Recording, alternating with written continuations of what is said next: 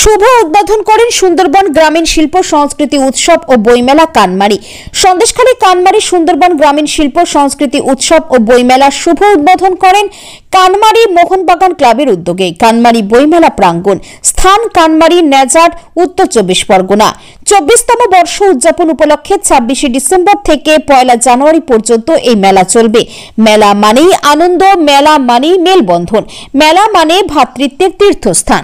সুন্দরবন এলাকার মানুষের জন্য সন্দেশখালী বিধানসভার বিধায়ক সুকুমার মাহাতোর নেতৃত্বে এক বর্ণাঢ্য শোভাযাত্রার মধ্য দিয়ে শুভ উদ্বোধন করলেন। উপস্থিত ছিলেন সন্দেশখালী বিধানসভার বিধায়ক সুকুমার মাহাতো, বিমলগঞ্জ বিধানসভার বিধায়ক দেবেশ মণ্ডল, সন্দেশখালী ব্লক 1 তৃণমূলের সভাপতি মিজানুর রহমান, সন্দেশখালী ব্লক 2 তৃণমূলের সভাপতি দিলীপ মণ্ডল, বয়ারমারি গ্রাম পঞ্চায়েতের উপপ্রধান মধুসূদন বারুই, মেলা কমিটির সভাপতি শ্রী সূর্যকান্ত মাহাতো, সহসভাপতি গিরিধারী সাহা, মেলা কমিটির সম্পাদক মানস মাহাতো, সহ সম্পাদক সুশীল খয়বিন, সাংস্কৃতিক সম্পাদক বাপি সেনাপতি, হিসাব রক্ষক জয়ন্ত পাইক সহ সকল কমিটি বৃন্দরা উপস্থিত ছিলেন। তাদের উপস্থিতি ছিল চোখে পড়ার মতো।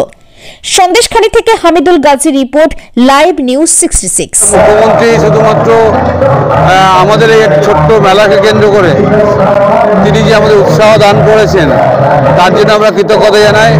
বাংলার মুখ্যমন্ত্রী মমতা বন্দ্যোপাধ্যায় শুধুমাত্র মুখ্যমন্ত্রী না, তিনি সাংস্কৃতিক চর্চা করেন। তিনি বাংলার মেলাকে কেন্দ্র করে সংস্কৃতি, বাংলা সংস্কৃতিকে বিশ্বের দরবারে তুলে ধরেছেন। তিনি দুর্গাপূজাকে বিশ্বের দরবারে তুলে ধরেছেন। তিনি কন্যাশ্রী রূপশ্রীকে বিশ্বের দরবারে তুলে ধরেছেন। ফলে তার চিন্তাভাবনা আজ কোথায় একটা ছোট্ট মেলা হলো, সেখানে আমাদের শুভেচ্ছা বার্তা পাঠিয়েছেন। আমরা খুশি, মোহনবাগান ক্লাবের সদস্যরা। আমরা মোহনবাগান ক্লাবের সদস্যের পক্ষ থেকে আন্তরিক অভিনন্দন, শুভেচ্ছা জানাই। সঙ্গে সঙ্গে আমরা একটা কথা বলতে চাই, 30 তারিখে মুখ্যমন্ত্রী আসছে সন্দেশখালীতে। ওই 30 তারিখে এখানে সরকারি প্রোগ্রাম হবে। তিনি কথা দিয়েছিলেন সন্দেশখালী আসবেন, তিনি আসছেন। এটা প্রমাণ করা গেল যে মুখ্যমন্ত্রী সন্দেশখালীর কথা সবসময় ভাবেন। মুখ্যমন্ত্রী যে মেলায় শুভেচ্ছা বার্তা পাঠিয়েছে, সেই মেলার আজকে শুভ উদ্বোধন অনুষ্ঠানে আমরা উপস্থিত থেকেছি, যেমন তেমনি সমস্ত উদ্বোধনী অনুষ্ঠানটাকে উপভোগ করেছি এবং বাস্তবে এখানকার প্রকৃত সংস্কৃতিকে, এখানকার মানুষের উপস্থিতিতে সংস্কৃতির মেলবন্ধনকে দেখেছি। আদিবাসী ভাই বোনদের নৃত্যের মধ্য দিয়ে মাঠ ভরপুর হয়ে যে একটা সম্মিলিত প্রয়াসে সংস্কৃতির যে একটা মেলবন্ধন ঘটানো যায় এবং পূর্ণ মেলাটাই যে একটা সংস্কৃতির পীঠস্থান হয়ে উঠেছে, সেই দিক থেকে দেখলে বলা যায় যে সংস্কৃতিকে এখানে বরণ করবার একটা উপযুক্ত পীঠস্থান হচ্ছে এই আমাদের বইমেলা বা এই কানমারি উৎসব বা শিল্প সংস্কৃতি উৎসব। সুতরাং মোহনবাগান ক্লাব দ্বারা পরিচালিত হচ্ছে। সুতরাং সব দিক থেকেই সুন্দরবন গ্রামীণ শিল্প সংস্কৃতি ও এই বুক ফেয়ারের যে 2024-25 অনুষ্ঠিত হলো এবং যার শুভ সূচনা হলো, সেটা আমাদের কাছে, সকলের কাছে আনন্দের এবং এখানকার মানুষের কাছে অত্যন্ত বড় প্রাপ্তি। এবং এইখানকার মানুষরা এটা এই কয়েকদিন ধরে সুন্দরভাবে উপভোগ করবেন।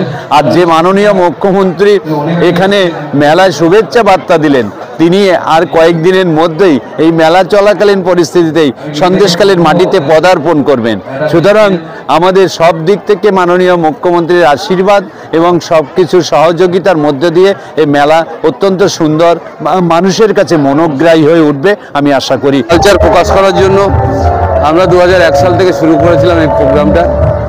ইতিমধ্যে আজকে 1000 আদিবাসী মানুষ যারা ঝুমুরের ছন্দে বইয়ের জন্য হাঁটলো, নাচ করলো এবং বিভিন্ন অতিথিরা আজকে এসেছিলেন। 7 দিন ধরে এই বইমেলা চলবে।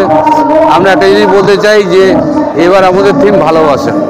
সারা বিশ্ব যখন একদিকে সন্ত্রাস, একদিকে যুদ্ধের দামামা, অন্যদিকে মারামারি, হিংসা, কাটাকাটিতে লিপ্ত হয়ে গেছে, তখন আমরা এবছর থিম করেছি ভালোবাসা। এই ভালোবাসা দিয়ে বিশ্ব জয় হবে। আশা করি কানমারি মোহনবাগান ক্লাবের এই বইমেলা যে 7 দিন চলবে, সেখানে প্রচুর মানুষের উপস্থিতি হয়। আমরা চাইছি সুন্দরবনের সংস্কৃতিকে তুলে ধরা এবং সুন্দরবনের সংস্কৃতির সঙ্গে কলকাতার বা শহর কেন্দ্রিক যে সংস্কৃতি আছে তার সঙ্গে মেলবন্ধন ঘটানো, সঙ্গে সঙ্গে মেলাকে কেন্দ্র করে এখানকার অর্থনৈতিক অবস্থার পরিবর্তন ঘটানো।